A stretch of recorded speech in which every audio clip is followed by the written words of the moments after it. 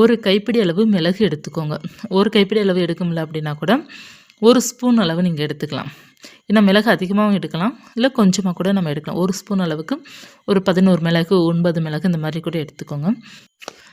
அந்த மிளகு நீங்கள் என்ன செய்யணும் அப்படின்னா, ஒன்று தீபத்தில் போட்டு நம்ம அந்த மிளகு தீபமாக நம்ம ஏற்றலாம். அப்படி இல்லை என்றால் 9 மிளகு உங்கள் உள்ளங்கைக்குள்ள வச்சு வேண்டிட்டு, கடன் பிரச்சனை தீரணும் அப்படிங்கிறது வேண்டிட்டு, ஒரு சிவப்பு நிற துணியில் எடுத்து வச்சு முடிச்சு போல் கட்டி வச்சிட்டிங்க அப்படின்னாலும் சீக்கிரமாக உங்களுடைய கடன் தொல்லை நீங்கும். செவ்வாய்க்கிழமை வழிபாடு இந்த மாதிரி வழிபாடு செய்வது ரொம்ப நல்லது. நமக்கு பஞ்சமி தினம் செவ்வாய்க்கிழமை தான் வருது. இந்த மாதிரி நீங்கள் செய்து பாருங்கள். இப்போ பணம் பெருக வேண்டும் நினைப்பவர்கள், பொருளாதாரம் மேம்பட வேண்டும் அப்படின்னு நினைப்பவர்கள், வறுமை நீங்க வேண்டும் அப்படின்னா இந்த தீபம் ஏற்றிட்டு நீங்கள் கல்கண்டு ஒரு 5 கல்கண்டு போட்டு தீபம் ஏற்றுங்க. கல்கண்டு தீபம் நமக்கு நல்ல ஒரு வளர்ச்சியை கொடுக்கும்.